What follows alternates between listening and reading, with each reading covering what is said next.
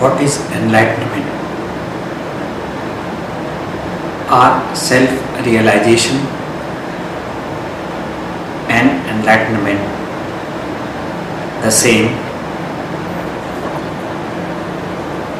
What does it mean when people say Ramakrishna Paramahansa was an enlightened being? Was Maharshi Ramana truly enlightened? Yes, I can say with 100% conviction that Shri Ramakrishna Paramahansa and Maharshi Ramana gained enlightenment in the history of mankind. In the last about 150 years, only two persons on Mother Earth amongst 6,500 million people gained enlightenment. Shri Ramakrishna Paramahansa and Maharshi Ramana. Many disciples of Swami Vivekananda consider him as enlightened. Similarly, disciples of Sri Aurobindo consider him an enlightened one. Were they truly enlightened? No, it is not so. Why? Swami Vivekananda was never after gaining enlightenment. When Sri Ramakrishna Paramahansa asked Swami Vivekananda what his goal of life was, he bluntly stated, serving the community. Gaining self-realization, he stated, was never a goal of his life.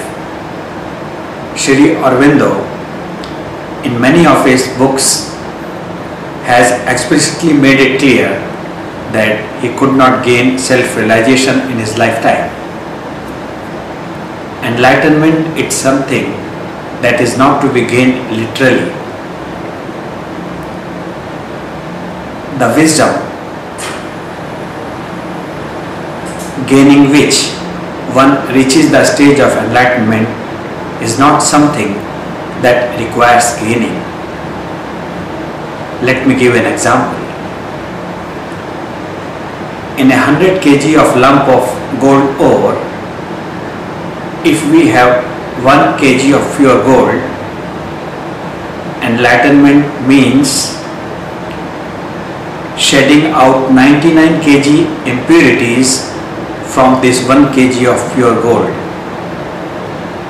In case of souls, atmans, ever since they started on their cosmic journey of 8.4 million manifestations, an earthly life cycle of 96.4 million earthly years, shedding the impurities that dross within is the only goal of every soul atman. To remove the impurities within, to shed the impurities within, every soul atman manifests a series of bodies to work out its karma. Enlightenment is never gained by reading books.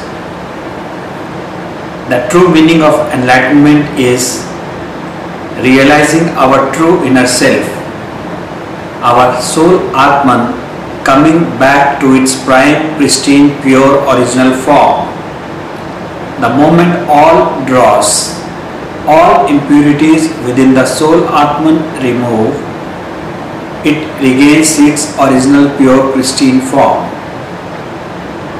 In the physical manifest sense, it simply means the human being has gained enlightenment.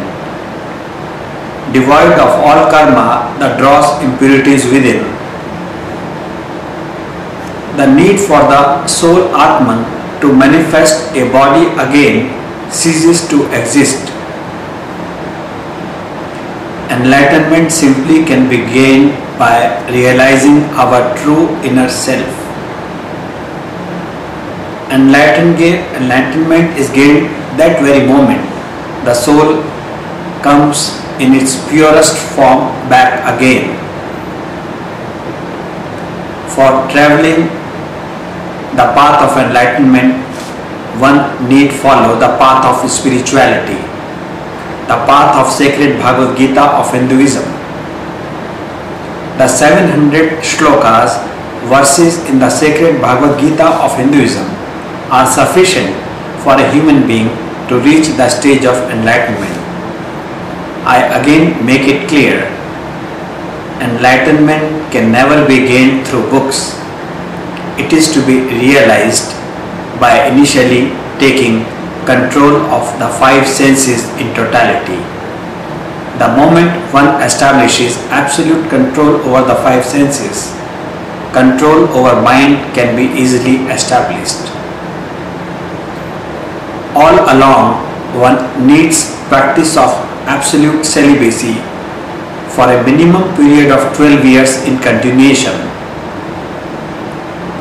In absence of practice of voluntary celibacy for a minimum period of 12 years in continuation, the awakening of the Kundalini can never occur. In absence of the awakening of the Kundalini, none can gain enlightenment in the physical manifest sense. The moment the Kundalini of one awakens, the Shastra Pushpa that exists within our brain behind the forehead opens fully. One comes in communion with God on a permanent basis. One can have an interaction with God Almighty on one-to-one basis.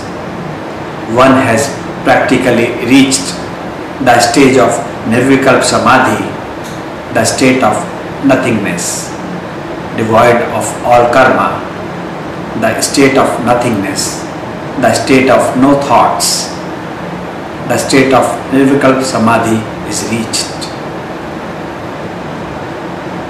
So, shedding impurities by enacting proper karma is the right course for every spiritual seeker on the path of enlightenment.